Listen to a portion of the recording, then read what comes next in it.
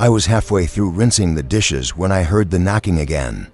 Not the normal kind, soft, hesitant, like a stranger who isn't sure they should be there. This was slow, deliberate, and perfectly spaced. 3 knocks, a pause, 3 more. I dried my hands and walked to the door, my stomach tightening because I already knew who it would be. It was the kid from 2 houses down, little Amina. 8 years old, hair in messy braids, wearing that same faded yellow dress she seemed to live in. She was clutching something in her hands, a clay figure. I'd seen her make them before. Little crude shapes she sculpted with alarming speed. This one had a wide, flat face, the kind that seemed familiar. She looked up at me with those 2 large eyes and said, "It's for you." I took it without thinking.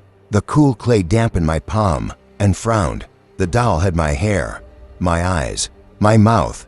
I laughed nervously, I think, and asked, "Why would you make me?" She shrugged, said, "I don't choose, they just happen," and walked away barefoot, without looking back. The first time she gave someone a doll, it was old Mrs. Bakiri. For days later, they found her dead in her kitchen, her face twisted like she'd seen something she couldn't handle.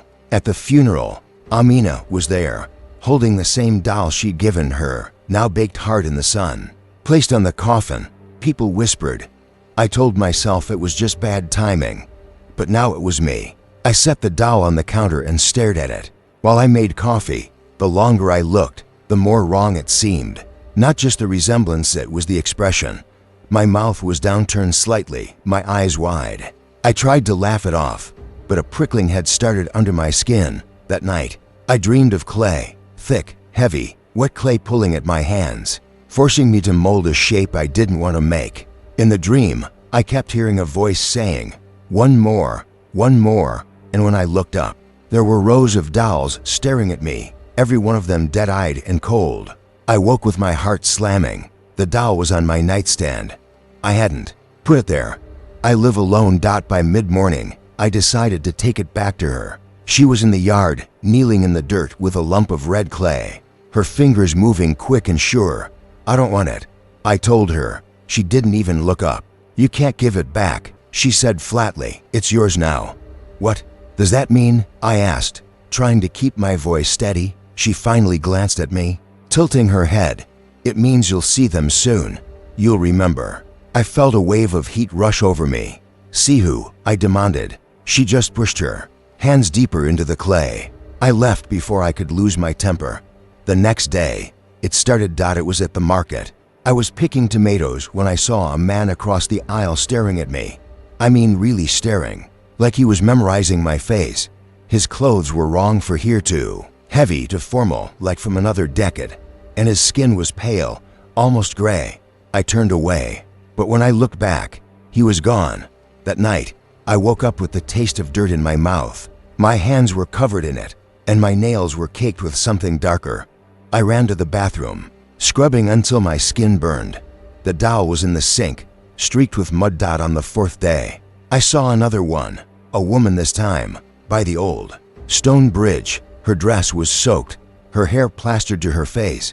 She was smiling at me, and it was the most awful thing I'd ever seen. It wasn't joy, it was hunger. When I blinked, she was gone. I stopped sleeping. I kept the lights on, the windows locked. I considered smashing the doll, but some part of me was terrified of what would happen if I did. I started to believe Amina had given me a countdown, not a gift. By the 6th day, I couldn't deny it anymore. The people I was seeing, they weren't alive. I don't mean pale or sickly. I mean they weren't there in the way a living person is. They moved wrong.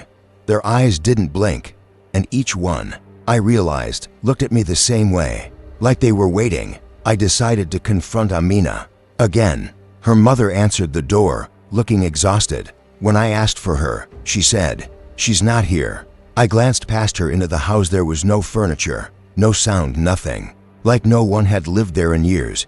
I walked home shaking. Maybe I'd imagined the knock, the first doll, all of it. Maybe I was losing my mind. But when I opened my front door, the smell hit me first. Wet earth, strong and metallic. On the kitchen table were 3 more dolls. Each one was a stranger's face. I recognized them. The man from the market, the woman from the bridge, and a third I hadn't seen yet, a young man, jaw clenched, eyes narrowed like he was furious at me. That night, I saw him. He was standing in the corner of my bedroom, just watching. I didn't move, didn't breathe, until he stepped forward, slow and deliberate, and said in a voice that sounded like clay scraping on stone, "You're the last." I woke up screaming. On the 7th day, I didn't leave the house. I sat with the dolls in front of me, trying to understand. If these were warnings, what did the last mean? And why me? The knock came at noon. 3 knocks, pause, 3 more. I opened the door, and Amina was there, holding a new doll. This one wasn't me, it was her. She handed it to me and said, "Now you remember." And I did. It was like a door in my head bursting open. I saw a life I didn't know I'd lived. A muddy riverbank, a little girl kneeling, making dolls out of clay for the people she'd helped bury. I was the one who told her where to dig. I was the one who held them down.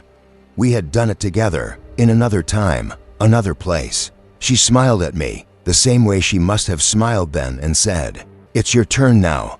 I tried to slam the door, but something cold and solid pushed it open.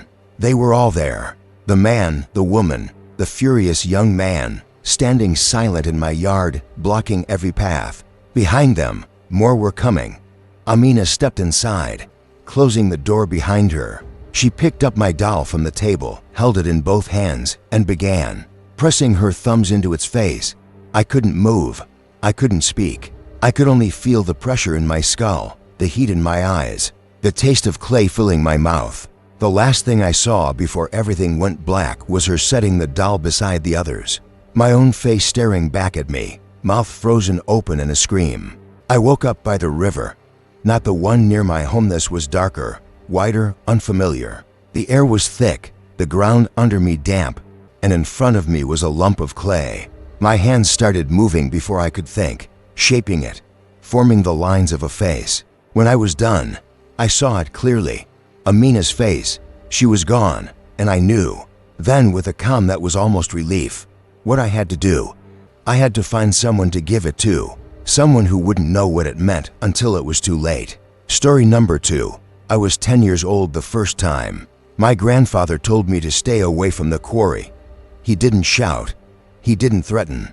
He just said it in a tone that made me stop chewing my toast mid-bite. "Don't go there, Jack. There's nothing but trouble in those rocks." At the time, I thought it was just an old man's superstition. Cornwall has plenty of them. But it wasn't until the summer of 1995, when I was 19 and had just moved back to the village, that I understood why. I'd been away at college for a year, restless and broke, and decided to take a summer job before heading back. My Uncle Gareth owned a small stone-cutting business and offered me work hauling and cleaning slate. It was boring but paid well enough. The problem was, Gareth's work yard sat directly next to the old quarry. The fence between them was more symbolic than secure. A few rusted metal bars, some missing altogether, and a line of faded keep-out signs flapping in the wind. Every morning I'd be there at 7:30, stacking slate and pretending not to look over the fence.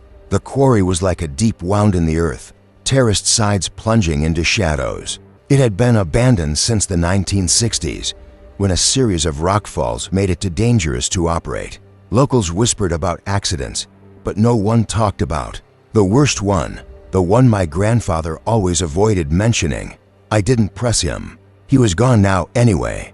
The first strange thing happened on my second week. Gareth had me cleaning up a pile of rubble along the fence line when I heard a man's voice from the quarry side, not shouting, just speaking, low and steady, like someone giving instructions. I assumed Gareth had hired another worker, so I peered through a gap in the bars. There was no one. The terraces were empty, not a bird in sight. The voice stopped the moment I leaned in. That night, over pints at the pub, I mentioned it to my friend Rob. He gave me a look that was half amusement, half warning. "You've heard him, then," he said. When I asked what he meant, he just shrugged. "Every so often, someone hears talking in the quarry. My dad swears he heard a bloke calling out names in the 70s. Thing is, there's no one down there. Best leave it be." But of course, I didn't leave it be. A few days later, I was alone in the yard. Gareth had gone to deliver stone, leaving me to sweep the workshop. Around mid-morning, the voice came again. Louder this time, more urgent. It was a man, maybe in his 30s or 40s, Cornish accent thick, repeating something over and over. I couldn't make it out at first, but when I moved closer, it became clear. Push him now. My skin went cold. It wasn't a threat directed at me. It sounded like he was urging someone else, as if he were right there beside them. I backed away from the fence, my broom still in my hand, and the voice stopped, not faded, stopped, like someone had pressed a button. I left the sweeping half finished and went home early, telling myself it was some kind of echo from workers in a nearby field. But the nearest farm was nearly a mile away. That night I couldn't sleep. I kept replaying the voice, the gravelly insistence, the way it seemed to vibrate in my chest. By morning, I'd decided I had to see the quarry up close. I waited until my lunch break, then slipped through the missing section of fence. The ground on the other side was uneven, littered with broken slate and weeds. The air felt different, heavier somehow. I made my way down the first terrace, then the second. The deeper I went, the quieter the world became. Even the wind seemed to fade. At the bottom, a shallow pool of rainwater covered the deepest pit. That's when I saw the initials carved into a slab of slate. JD-1933. My grandfather's initials. I froze. My grandfather's name was John Davies. I'd never heard a word about him working here in his youth, but the date made sense. He would have been a teenager then. My stomach knotted. When I got home that evening, I pulled down the old family photo box and started digging. Buried under yellowed letters and postcards was a folded newspaper clipping dated October 1933. The headline read, "Quarry Rockfall Kills Local Worker." The article named the victim as Thomas Henshaw, 28, crushed during a routine shift. Witnesses claimed it was an accident. There was a brief mention of a co-worker who had been nearby, John Davies. The clipping didn't mention that John was my grandfather, but the connection was obvious. I took the paper to my mother the next day, asking why no one had ever told me. She stared at it for a long time before sighing. "Your grandfather didn't like talking about it. People in the village, they whispered," said he, "and that Henshaw man didn't get on. There was an inquest, but nothing came of it." She leaned in, her voice low. "Some said he pushed him." The words sent a jolt through me. Push him now. After that, I started hearing the voice more often. Not just in the yard, sometimes at night, lying in bed. Always the same phrase, spoken with the same cold urgency. My dreams became vivid. I'd be standing in the quarry, watching. Two men argue near the edge. One younger, one older, both with faces I couldn't quite focus on. Then the older man would shove the younger hard, sending him over the drop. I'd wake drenched in sweat. I tried telling Gareth, but he just waved it off. "That quarry's bad ground, lad. Leave it alone." But it was too late. Something had taken root in me. One Saturday, I decided to end it. I'd go down there again, find whatever was causing this, and put it to rest. The day was warm, the air thick. I slipped through the fence, the metal scraping my jacket, and began the descent. By the second terrace, I heard footsteps behind me. I spun around, heart pounding. No one was there. The voice came again, louder than ever. Push him now." I broke into a run, stumbling on loose slate, until I reached the bottom. The initials JD were still there, but now the slate around them looked freshly cut, as if someone had been chipping at it with a tool. My head swam. Then I heard another sound, the crunch of boots above me. I looked up and saw a man standing at the edge of the third terrace. He was dressed in old-fashioned work clothes, cap pulled low, and even from that distance, I could see his mouth moving. I didn't need to hear the words. I knew them. I stepped back, my foot hitting the edge of the water pit. The man started down toward me, each step deliberate. I could smell slate dust and something else, something metallic. My chest tightened. He stopped a few feet away, and I saw his face clearly for the first time. It was my grandfather, but younger, harder. His eyes were the same pale gray I'd seen in family photos, but they were flat, Emotionless. You know what happened? He said. His voice was the same as the one in my head. I tried to speak, but no sound came out. He wouldn't stop. He continued. He'd have ruined me, so I did what had to be done. He took another step, and I stumbled back. And now you've come to finish it. I don't want any part of this, I managed. His expression didn't change. Blood's blood. The ground beneath my feet shifted, and for a moment I thought I was falling. But it was the slate. The very rock seemed to heave, like something alive was pushing up from below.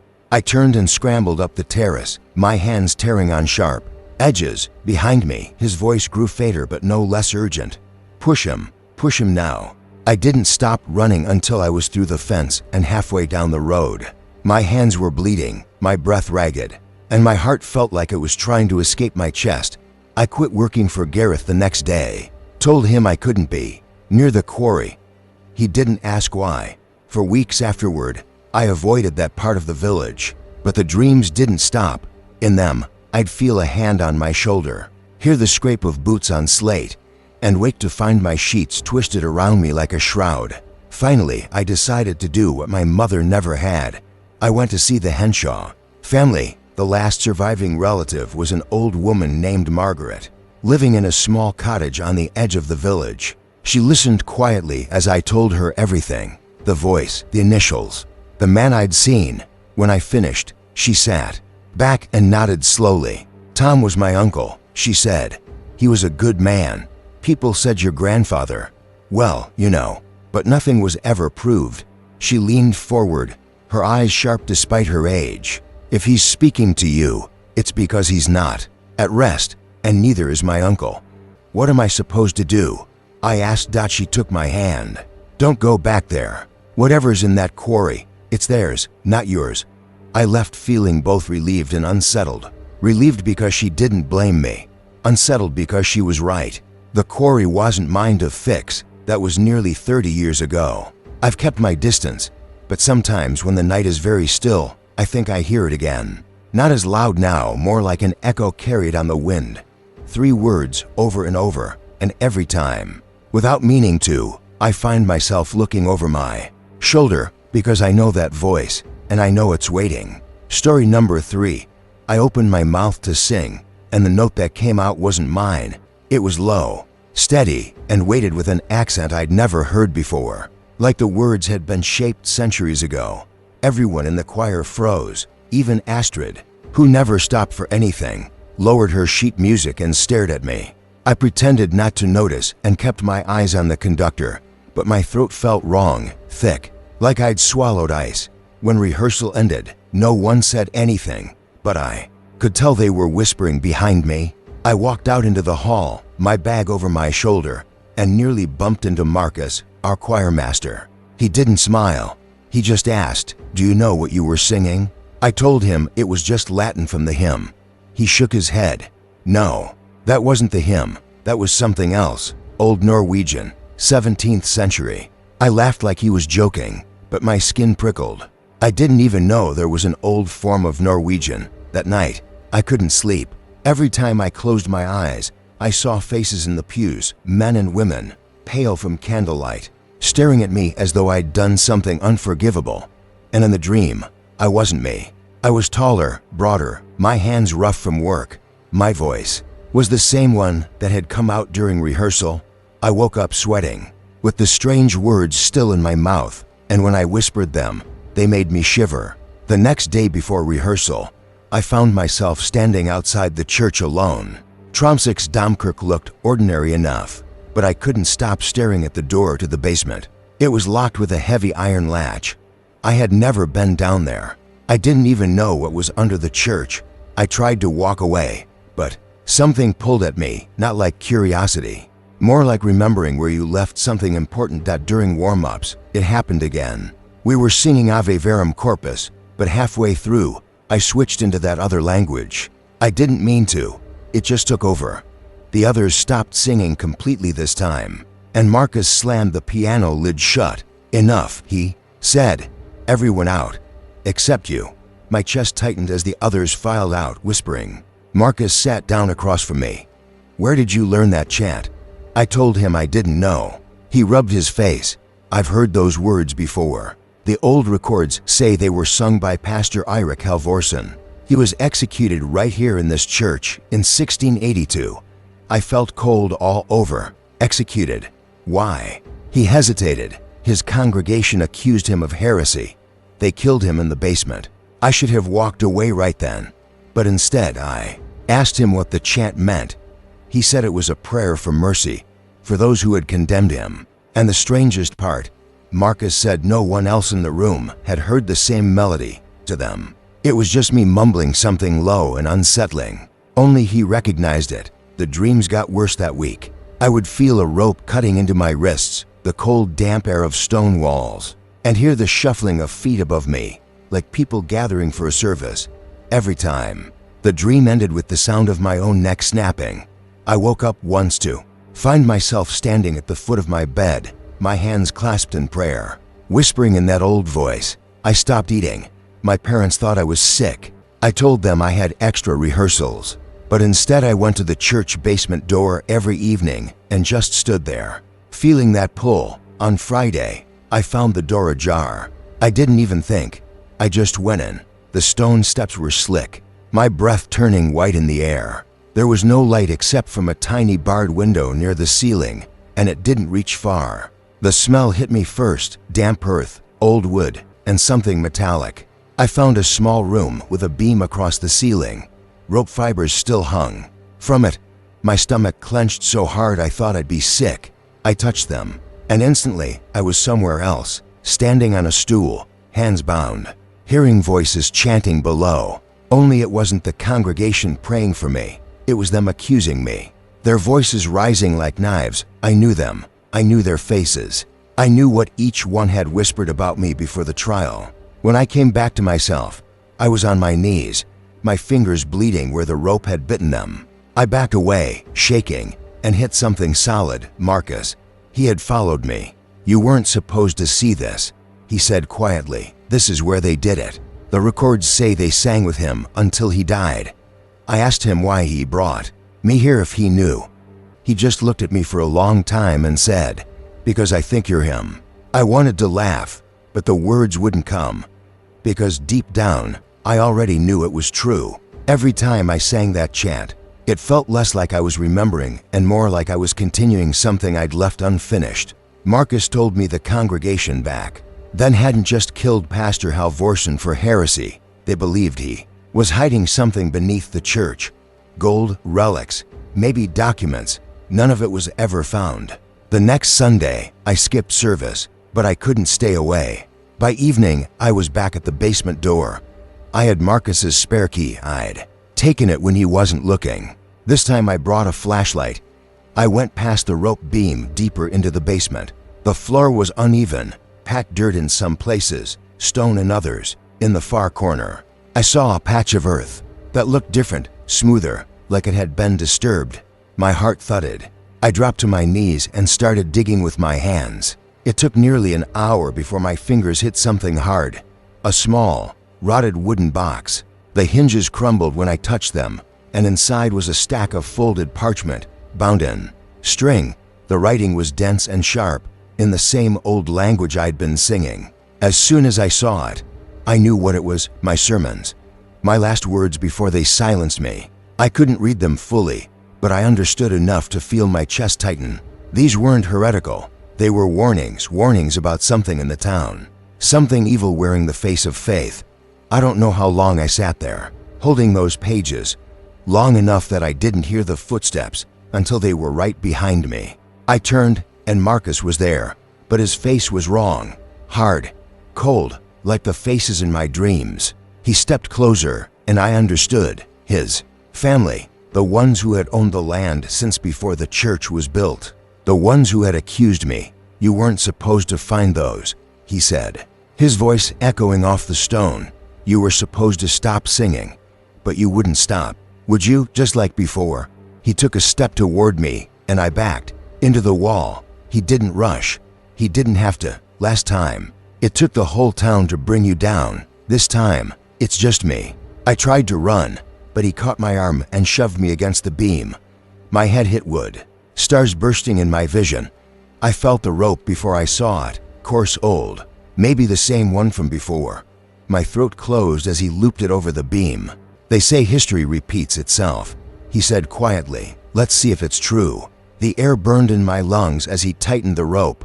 The room blurred. I could hear the chant in my head, louder and louder, until I realized it wasn't just in my head. It was in the room, echoing from the walls.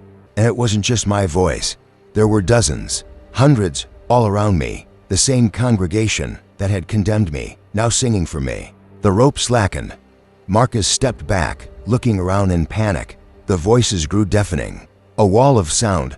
I ripped the rope off and stumbled away, grabbing the box of parchments. Marcus tried to block me, but something invisible shoved him against the wall. His mouth opened in a silent scream, his eyes wide with something I can only call recognition.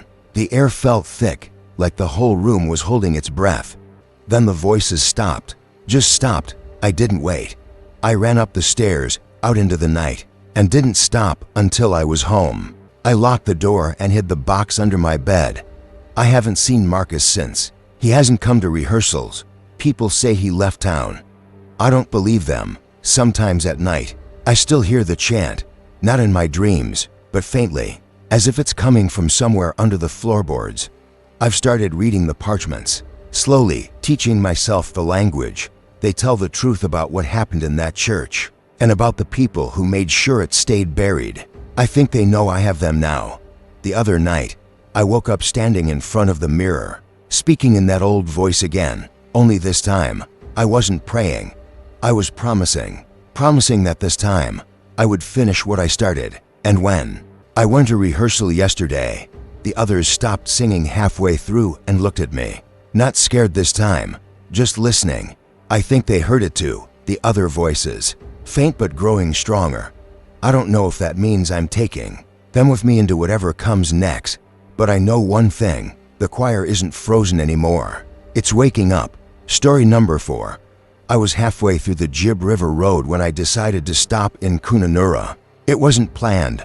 My old Mitsubishi van had been rattling for days, and I figured a night in town wouldn't hurt before heading deeper into the Kimberley. I'd been backpacking through Australia for a year, but there was something about that place, dry red dust in every crease of the streets, the sort of silence that makes you feel like you've walked into a photograph that felt different.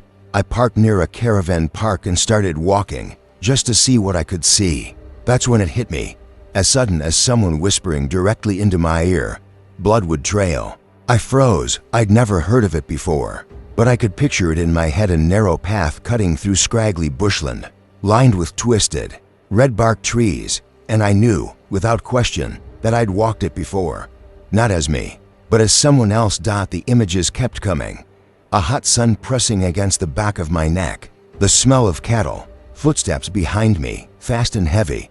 I had this sickening jolt in my chest, like a memory surfacing too quickly.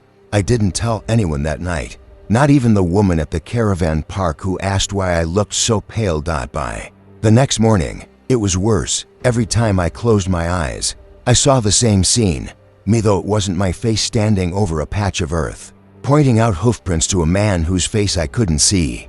Then a flash to shadows moving in, the sound of a gun cocking, and then nothing but dirt. I couldn't shake it. I ended up asking the guy at the servo if he'd ever heard of the Bloodwood Trail. He gave me this look like he was trying to remember if it was a real place or not. "Old station land, I think," he said. "Bit out of town, not much there." Why, I lied. I said I'd overheard the name from another traveler and was curious. He gave me directions, scribbled on the back of a receipt. I should have left it there. I drove out that afternoon. The road was rough, more trap than road. My van creaked and groaned, but I kept going until I saw the trees. They were exactly as I'd pictured, blood-red trunks twisted like rope, the bark peeling away in strips. My mouth went dry. I stepped out and started walking. With every step, the feeling deepened, not just déjà vu, but something heavier. Like I knew exactly where I was going.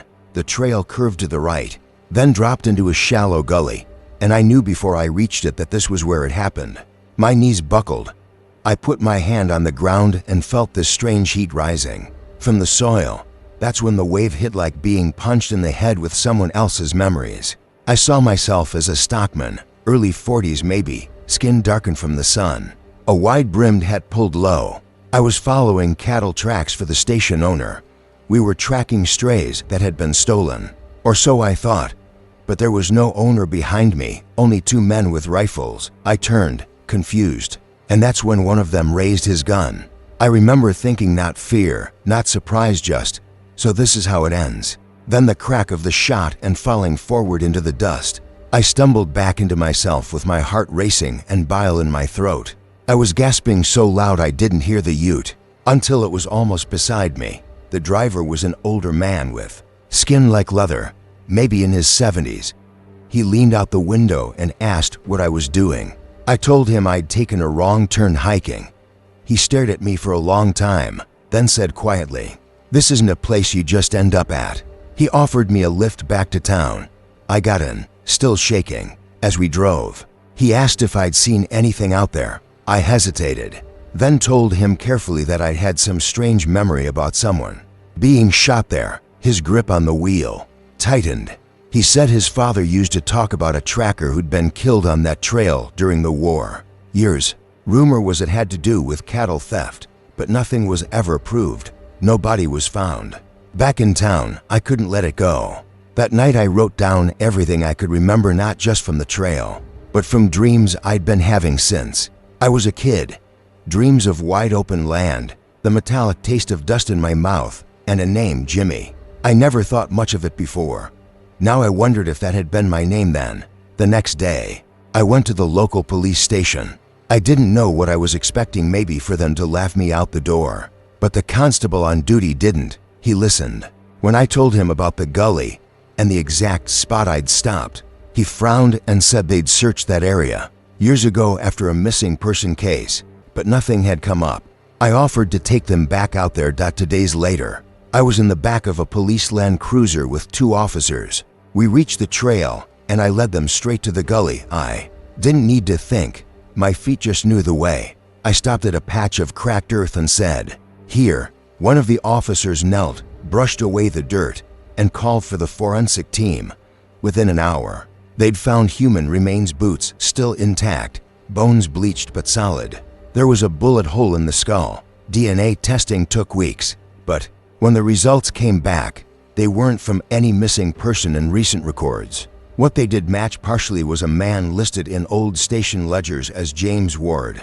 Aboriginal tracker, last seen 19 for 3. The story might have ended there, but it didn't, because while they were excavating, they also found a rusted tobacco tin buried near the body. Inside were 2 objects, a small silver coin and a folded piece of paper with a name scrawled on it.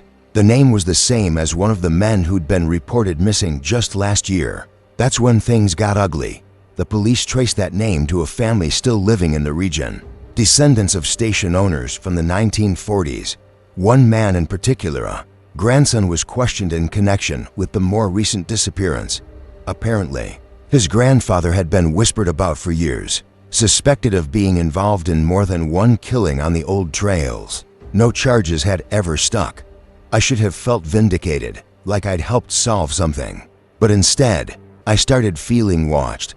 I'd see the same white ute parked near the caravan park, the same man in a baseball cap leaning against it, pretending to be on his phone. One night, I woke up to the sound of gravel crunching outside my van. I sat up, heart pounding, and saw a shadow pass my window. I grabbed the tire iron from under my seat, flung the door open, and shouted. The shadow moved fast, and I heard the ute engine turn over before it sped off. I went to the police again. They told me to keep a low profile and maybe move on for my own safety. But I couldn't. It felt like walking away would be betraying Jimmy all over again. A week later, I drove back to the trail alone. I don't know why, maybe to say goodbye. Standing in that gully, I spoke out loud, telling him I hoped he was at peace now. The wind picked up hard, almost knocking me off balance, and in it, I swear I heard my own voice say, "Go." I left that same day. I didn't stop driving until I hit Darwin. Even then, I kept checking the rearview mirror for a white UTE. Months later, I got an email from the constable. The grandson had been arrested. They'd found personal belongings of the man who'd gone missing last year, buried near his property. The constable ended the email with, "If not for you, we wouldn't have known where to look." I didn't reply. I just sat there, staring at the screen, thinking about how I'd walked a path I shouldn't have known, to find a body I shouldn't have found, carrying memories that didn't belong to me. And somewhere, in the back of my mind, I could still feel the Kimberly sun burning the back of my neck, hear the dry crunch of earth under my boots, and smell the cattle dust. Sometimes, late at night, I wonder if Jimmy's story is finished, now, or if, somewhere down the line, I'll find myself walking another trail that I've never walked before, knowing exactly where it leads. Story number 5. I was halfway through scrubbing the salt off the kitchen table when it started again. Not a sound, not a dream, just an image sliding into my mind, so suddenly it made me stop mid-wipe. My hand frozen over the wood. The water was black, churning, the kind of sea that looks like it's swallowing light. There was a ship on it, steam hissing out in uneven bursts, and then a deafening crack, not like thunder, but like something tearing apart from the inside.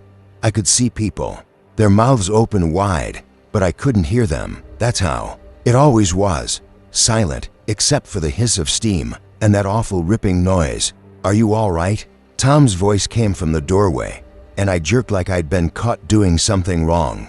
I told him I was fine.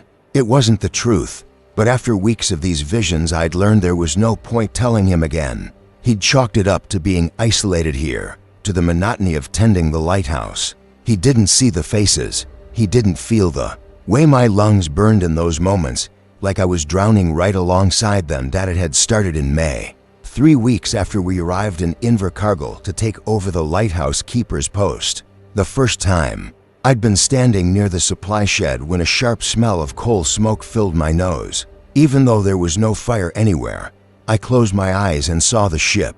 It was bigger than any I'd ever been on, iron-sided, its deck slick with water. I thought it was a dream bleeding into daylight, but it kept happening. At first every few days, then every day. The visions got longer, more detailed. I began recognizing details. The name painted on the hull, though I could only ever see the first 3 letters, Kai. One night, I woke to the sound of waves slapping the rocks below. That wasn't unusual. What was unusual was the fact I could still see the inside of my dream clear as day. I had been in the ship's engine room, crouched beside a huge steel piston, and a man in a dirty white shirt had grabbed my wrist and said, "Tell them it's going to split." His eyes had been bloodshot and desperate. I couldn't shake it even as I sat up in bed. By mid-June, I started sketching what I saw. I'm no artist, but I needed something tangible to prove I wasn't losing my mind. I drew the deck, the tilted smokestacks, the passengers in their heavy coats. Tom glanced at them once, said they were vivid, and went back to checking. The light, that's how it was with him. Practical to a fault, unwilling to wade into anything he couldn't fix with his hands. It was the night of June 22nd when things shifted from visions to something else entirely. Tom was outside repairing a section of the railing that had loosened in a storm. I was making tea, listening to the kettle begin to murmur when the smell hit me. Coal smoke, heavy and wet. My knees went weak. I grabbed the counter and the kitchen was gone. I was standing on that ship again, this time on the main deck. Rain hit my face sideways. Though I wasn't wet in the kitchen, a man stumbled past me, shouting, "She's going down by the bow." The deck pitched, and I grabbed the railing, feeling the metal bite into my palm. I swear I felt the cold through my bones. Then I was back. The kettle shrieked. My tea was boiling over. My hand hurt, and when I looked down there was a thin line of blood in my palm, exactly where the railing had pressed into me. I didn't tell Tom about the cut. The next morning, I tried to do some digging. Invercargill's little library was only open 3 afternoons a week, and the woman behind the desk wasn't thrilled about me combing through the dusty maritime records. I told her I was curious about old shipwrecks in the area. She mentioned a few well-known ones, but nothing matched the name I had half seen. I pushed her, asked if there was a list of ships lost without recovery. Her expression shifted, not fear exactly, but caution. She said there were a few, but most records were unreliable. One, she admitted, was a steamship called the Cairndale, last seen in 1884. It vanished somewhere south of Stewart Island, never found. That night, I dreamt of the Cairndale again, but this time I wasn't on deck. I was in the water, staring up at her black hull as it tilted away, steam hissing out in bursts, the lights flickering. A hand broke the surface near me, pale, clawing, then it slipped under. I woke up choking, the taste of salt thick in my mouth. By the first week of July, I was waking with bruises I couldn't explain. Round my ankles, my wrists, across my ribs. Tom started looking at me differently, not in fear, but in that way you look at someone you love when you can't make sense of them anymore. I thought about telling him everything, but I didn't want him to start fearing I'd gone mad. Instead, I kept quiet and kept sketching. It was July 14th when the visions changed into something that demanded action. I'd gone outside, just before midnight, to check if Tom needed anything. He was at the far end of the walkway, his back to me. That's when I heard it, faint, almost hidden beneath the sound of the surf. A bell. Not the lighthouse bell. This was softer, metallic, like a ship's watch bell. I turned toward the sea, and there it was, a faint light in the distance, low to the water. Moving slowly, I stepped to the railing, straining my eyes. The shape that came into view made my knees nearly give out. Two smokestacks, tilted slightly toward each other, the hull black and wet, the deck lights dim. It was the Cairndale. It had to be. I could see figures on the deck, though they weren't moving like people should. Their heads lolled, their arms hung unnaturally, and yet somehow they all turned toward me in unison. I stumbled back. Tom, my voice cracked. He came running, saw nothing but empty water. I didn't sleep at all that night. The following evening, I made a decision I can't fully explain, not even now. I waited until Tom was asleep. Then I dressed, grabbed the small oil lantern, and went down the narrow cliff path toward the rocky inlet. I don't know what I thought I'd find. I just knew the Cairndale wasn't going to leave me alone until I went to her. The tide was low, the rocks slick under my boots. I kept the lantern high, scanning the black water. The bell rang again, closer this time. My chest tightened, and then, through the mist, she appeared, huge, silent. Wrong, the smokestacks were bent and rusted, but the rest of her looked almost whole. I could see the name now, clear as if freshly painted. Cairndale. Figures crowded the railing. Their faces were pale blurs, eyes like deep hollows. One figure stepped forward. I knew him instantly, the man from the engine room in my visions. He raised an arm, and though his mouth never moved, I heard him. "Tell them where we are." His hand pointed down into the water. I stepped closer to the edge, peered in and saw shapes, not rocks, but wreckage, iron ribs, twisted metal, a broken lifeboat, and bones, so many bones. My stomach lurched. Then the ship began to sink, not fast, but deliberate, as if returning to her grave. The figures stayed at the railing, watching me, until the water swallowed them. The last thing to vanish was the man's eyes. I don't remember walking back up the cliff. I only know that when I reached the lighthouse, my lantern was out, my hands numb, and Tom was standing in the doorway looking like he'd aged 10 years.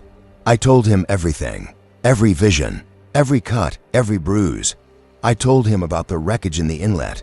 He didn't speak for a long time. Then he said, "We're telling the authorities tomorrow." The Maritime Board sent a team within the week. They dredged the inlet and found exactly what I'd seen, the remains of the Cairndale, along with over 60 skeletons. The official report said the wreck had been carried there by currents and trapped between the rocks, explaining why it had never been found. They didn't explain how I knew, and I didn't offer theories. After that night, the visions stopped. No more steam, no more drowning faces. I should have felt relieved, but part of me missed them. Not the terror, but the certainty. It's strange. I'd lived my whole life without knowing them, and yet by the end, I felt like I'd carried their deaths with me for years. We stayed at the lighthouse another 3 months before Tom accepted a post closer to town. I didn't fight him on it. I never told him that. On our last night, I woke just before dawn and looked out toward the inlet. The sea was flat, calm, and empty. But for the briefest moment, I thought I saw a single figure standing in the shallows, watching me. His eyes were no longer hollow. He nodded once, slow, deliberate, before fading into the morning mist. I think he was thanking me. Or maybe he was making sure I understood that when the sea takes something, it never really gives it back. Story number 6. I was halfway through my coffee when Lily came up to me and tugged on my sleeve. She'd been drawing at the kitchen table, but now her little face was pale, her eyes far too serious for a 6-year-old. "Dad," she said, "I need to show you where I used to live before the night they came."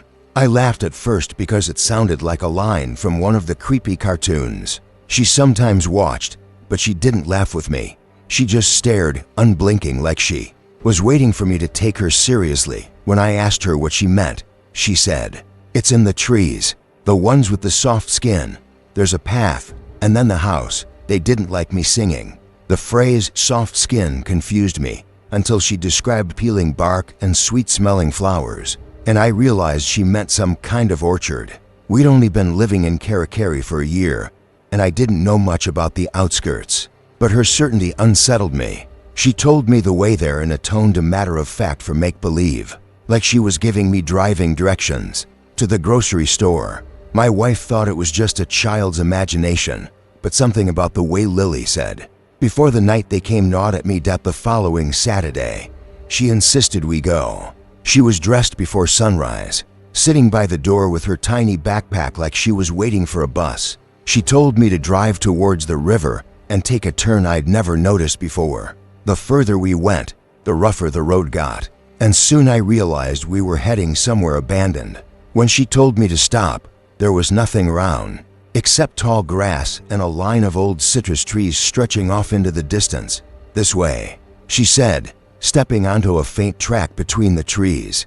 The air smelled faintly of rot beneath the citrus scent, and the ground was uneven, littered with branches that cracked under our feet. She walked ahead like she knew every step.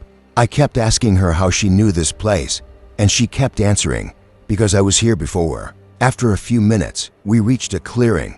At its center was a crumbling wooden structure, too small to be a proper house, too big to be a shed. It leaned to one side like it might collapse if you touched it. Lily stopped dead and pointed. "That's where I slept, right there, and that's where they stood." Her tiny finger moved to a spot just inside the doorway.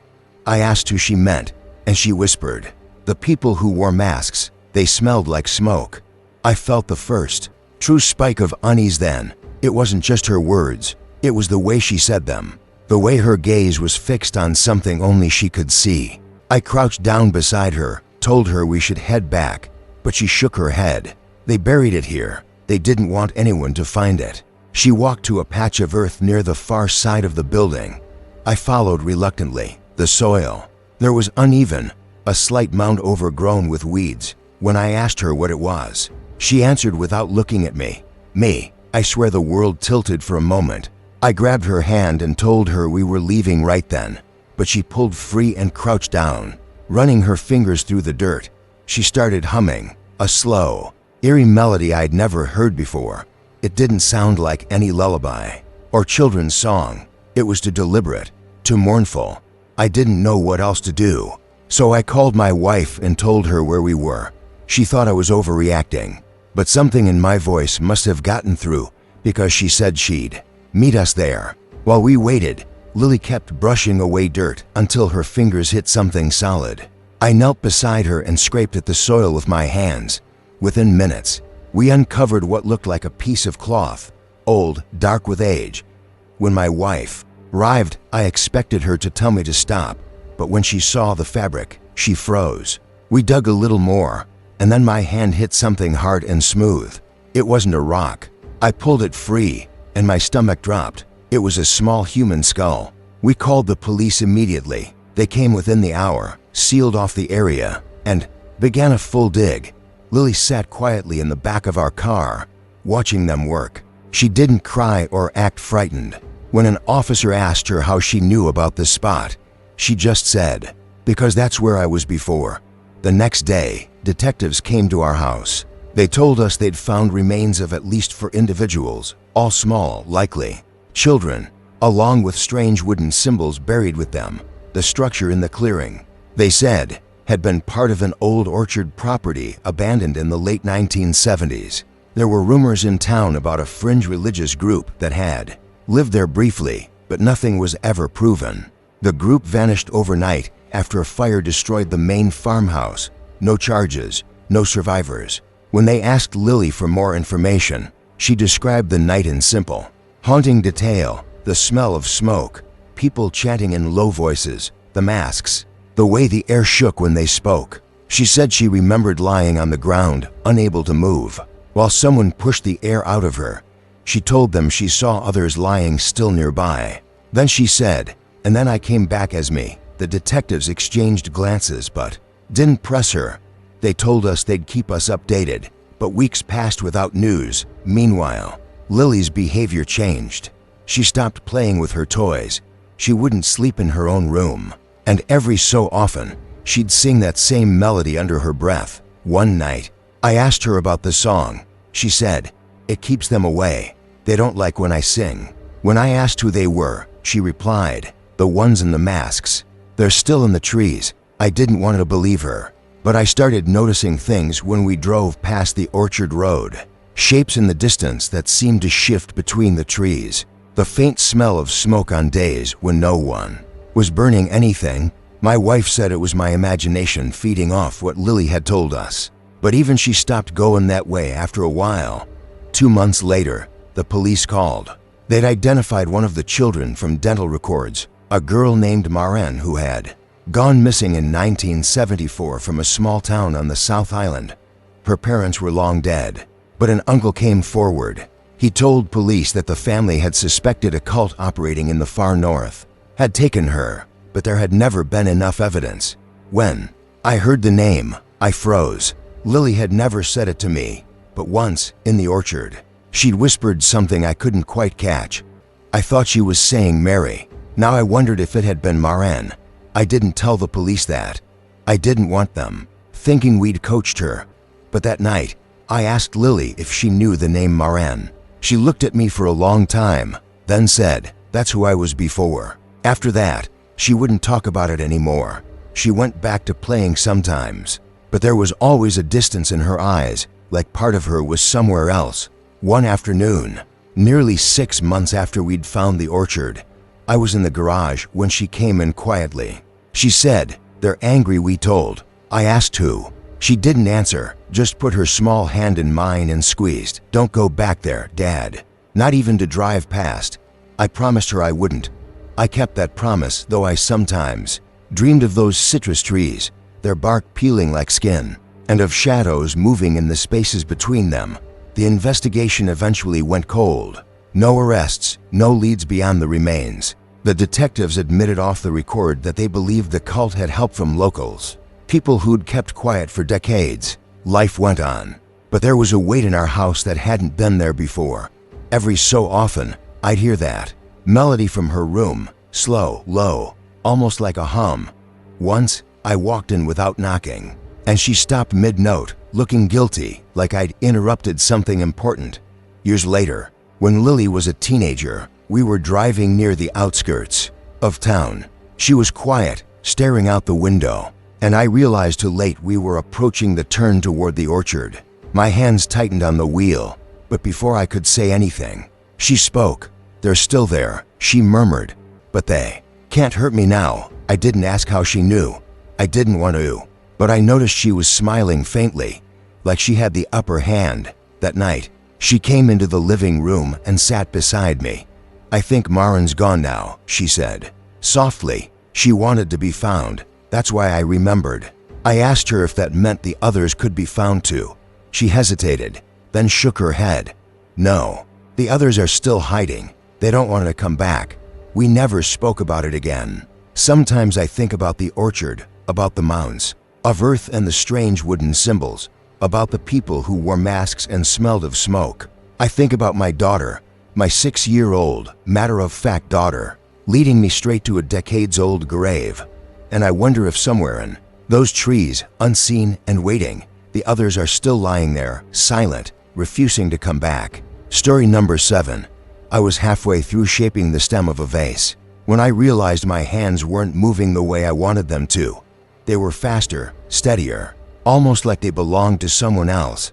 I'd been working in the Murano glass factory for 5 years, and I'd never had that kind of precision. Every turn of the rod, every controlled breath over the molten shape, it felt instinctive, automatic. I should have been proud, but instead, a cold ripple went down my spine when the vase cooled. I saw it was covered in an intricate lattice pattern of swirling vines and birds. I had never learned that technique. I had never even seen it in person, and yet, it was flawless. Carlo, one of the older glassmasters, stopped dead when he saw it. "Where did you learn this?" he asked, his voice low. I told him I hadn't. He picked it up carefully, almost like it was dangerous. This is Andrea Farini's work," he whispered, glancing toward the others as if saying the name too loudly would bring bad luck. I knew the name only vaguely. Farini was a legendary glassmaker who disappeared in 1605. The kind of story tourists loved. But Carlo's face was pale. "The pattern is exact, even the flaws. Only Andrea knew how to do this." He set it down and told me, "Don't make it again." I laughed it off that day. But over the next week, every time I picked up a blowpipe, my hands did the same thing. I'd start making something simple, a tumbler, a lamp base, but by the end, the shape, the style, the patterns were Andrea's. I wasn't thinking about it. I wasn't trying.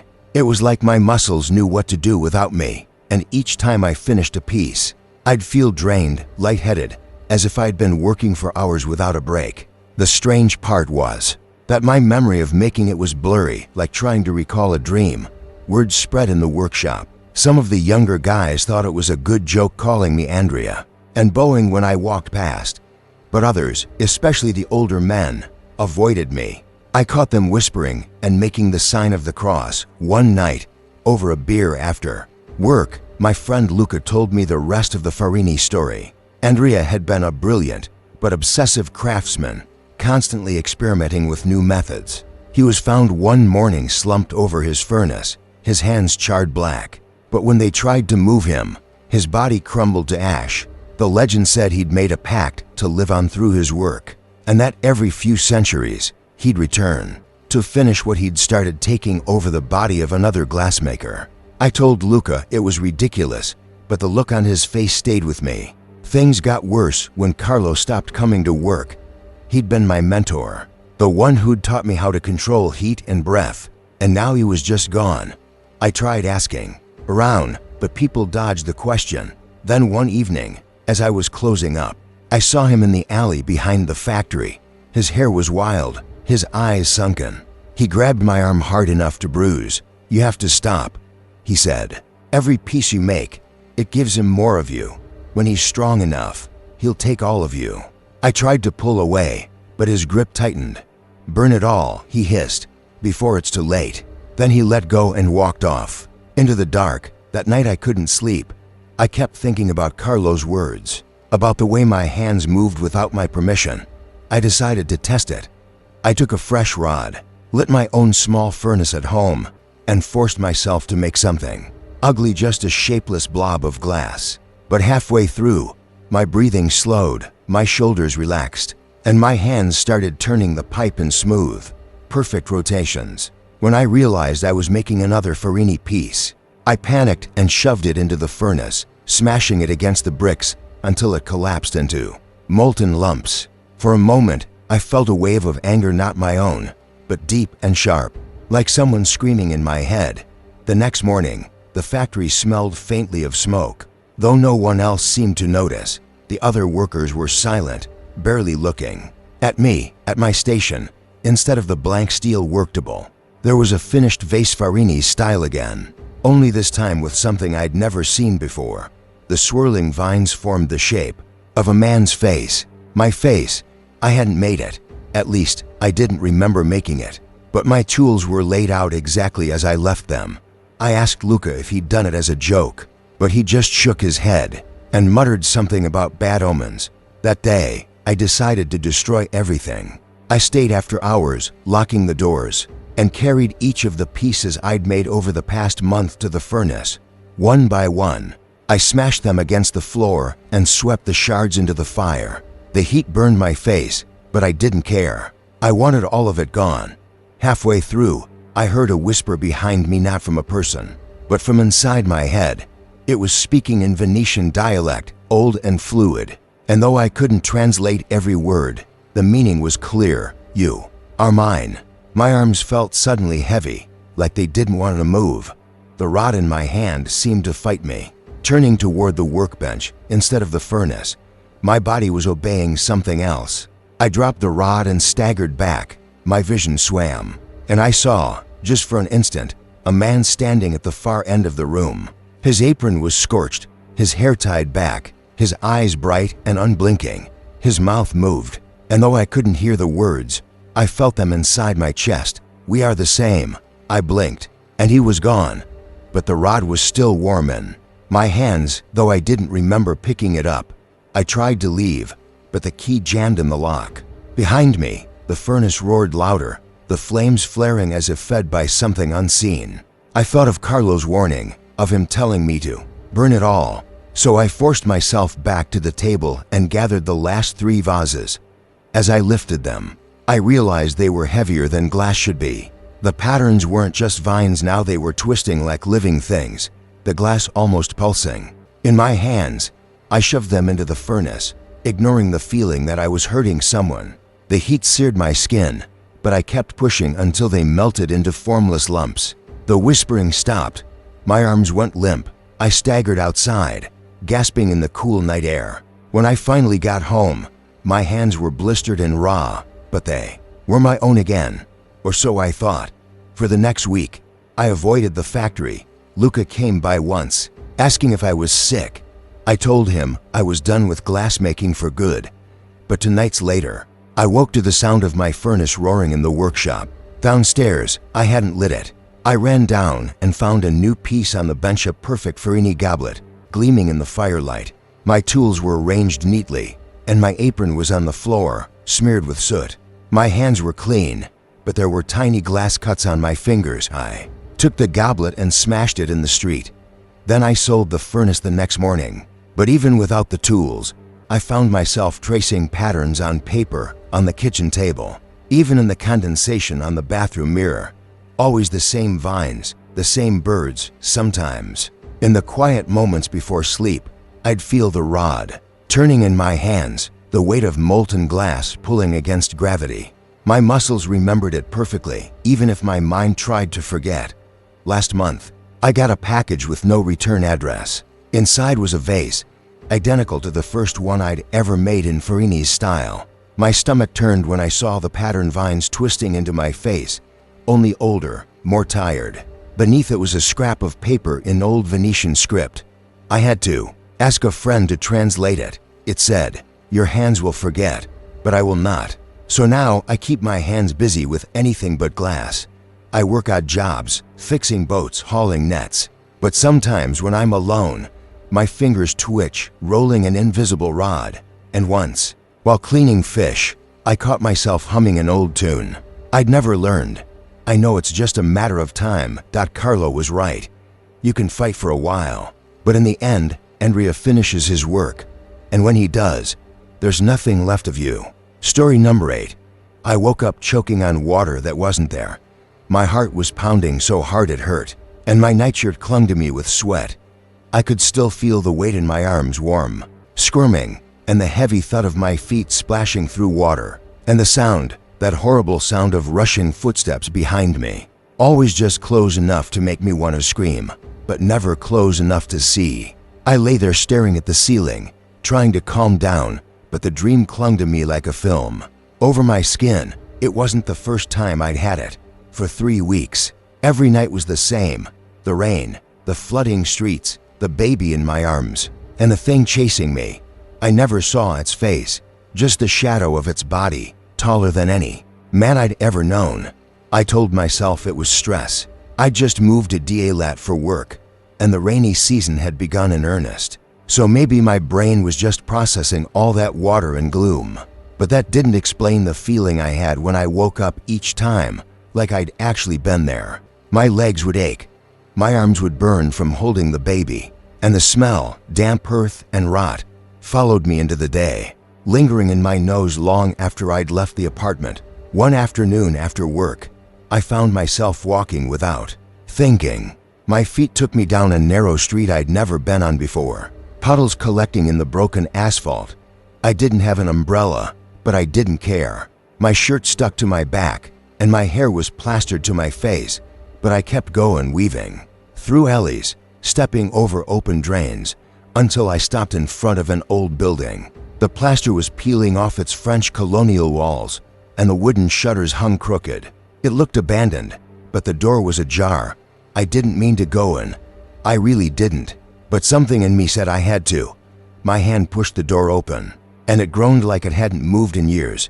Inside smelled exactly like my dream: wet soil, rotting wood, and something else underneath, sour and metallic. The floor was covered in silt and bits of trash, and the walls were streaked with mold.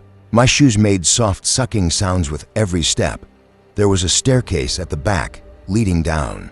I stood at the top for a long time, my stomach twisting. It was dark below, but there was a faint glow from somewhere. Maybe a broken window or a hole in the wall. I don't know how long I stood there before I felt my body move on its own. My feet taking slow, deliberate steps downward. Halfway down, I heard it, the faintest whimper. My chest went tight. It was so soft I almost thought I'd imagined it, but then I heard it again. When I reached the bottom, I saw it. A cellar, half submerged in muddy water. The far wall had a bricked-up doorway, but the bricks were uneven, as if someone had done it in a hurry. The whimper came again, echoing strangely. I waded into the water, the cold biting my legs. My heart was beating like a drum in my ears. I put my hand on the bricks, pressing lightly, and one of them shifted. Without thinking, I began pulling at them. They crumbled under my fingers, the mortar soft with age and dampness. The opening was just big enough for me to peer through. On the other side was a small space, maybe an old storage room, and on the floor, half covered in silt and debris, was a bundle of cloth. I reached through, my fingers trembling, and pulled it toward me. It was heavy, too heavy. The fabric disintegrated. In my hands and inside were tiny bones, yellow-white against the mud. My breath caught in my throat, and my knees almost gave out. I don't know how long I crouched there staring. My mind was blank, my whole body buzzing with the shock. Then, behind me, I heard the sound, the same footsteps from my dream, slow but steady, splashing in the water. I turned my head so fast it hurt, but there was nothing there. Just the black shape of the staircase, still. The water rippled around me like something had moved through it. I backed toward the stairs, clutching the little bones without realizing it. When I finally reached the top, I dropped them. My hands were shaking too badly to hold on, and the sight of them rolling slightly in the mud nearly made me throw up. I bolted out into the street, my chest burning, and didn't stop running until I reached my apartment. That night, the dream came again, but this time it was different. I was in the same flooded streets, clutching the same baby, but I could feel its weight shift. I looked down, and instead of a living child, I was holding that same bundle of bones. The water around my legs churned, and I knew something was coming for me. I woke up screaming, my throat raw. The next morning, I went to the police. I told them everything, well, almost everything. I didn't mention the dreams, just that I'd wandered into the building and found the remains. They looked at me like they weren't sure whether to believe me, but they sent officers to check. Later, one of them told me there were more bones in that room. Not just one baby, 4. All hidden behind that hastily bricked wall. The building, they said, had been used as a boarding house decades ago, back when the French still had a presence here. No official records about what happened, but whispers about young women who vanished after coming to work in the city. The police didn't tell me more, but I could see it in their faces. They suspected someone had been disposing of infants down there, maybe to hide affairs, maybe worse. After they sealed the place, I thought it would stop. I thought the dreams would go away, but they didn't. They got worse. In one, I saw myself standing in that cellar, but I wasn't me. I was smaller, my arms thin, my hair long and heavy down my back. I could hear crying, not just one baby, but several, and I could hear a man's voice, low and sharp, telling me to keep quiet. The fear in that body was like electricity in my veins. Over the next few weeks, Memories that weren't mine began to bleed into my days. I'd be walking to work and suddenly know the layout of a street that hadn't existed for decades.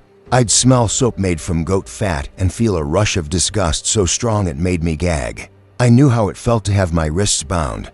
I knew the weight of the cellar's air on my skin. I knew the moment she had tried to run, clutching one baby while the others cried in the dark, and how the water in the street had risen too fast. I realized then why, in the dream, I was always being chased. I hadn't made it. He had caught me, and the cold in my chest when I woke up, that was the water filling my lungs. It all came together one evening when I walked past the building again. The police tape was gone, but the door was nailed shut. Still, I could feel something pulling me toward it. I stood there for a long time, and for a moment I thought I saw movement behind one of the warped shutters. Just a flicker, like someone shifting their weight. And I knew, with a certainty that made my stomach clench, that it wasn't him. It was me, or rather, the girl I had been. I whispered, "I found them," without thinking. And for the first time in weeks, the air around me felt lighter. The dreams stopped after that. I slept through the night for the first time since it began. But the story didn't end there. A month later, I read a small article in the local paper. The building had collapsed during a storm. No injuries. It had been empty, but the collapse exposed a deeper section of the cellar. Inside, they found a rusted trunk with the belongings of several women, hair combs, scarves, bits of jewelry. One of the names engraved on a bracelet matched a girl reported missing in 1932. I went to see it in person. The police let me look at the trunk, though they didn't seem happy about it. As I sifted through the objects, my hand brushed a small wooden rattle. My fingers closed around it before I could stop myself. I knew its weight. I knew the little chip in its handle. And in that moment, I wasn't in the police station anymore. I was in the flooded street, clutching the rattle in one hand, the baby in the other, running for my life. But this time, I made it to the edge of the street in my mind before the vision faded. I hope, that means she's at peace. Now that we both are. I left the rattle with the police, and I haven't gone back to that street since. Sometimes, though, when the rain is heavy and the drains overflow, I feel it again. The weight in my arms, the rush of water against my legs, the pounding in my chest. I tell myself it's just the weather, just my imagination. But deep down, I know it's her reminding me of what happened in that cellar, and reminding me that, for a long time, nobody heard those babies cry. Now, someone always will.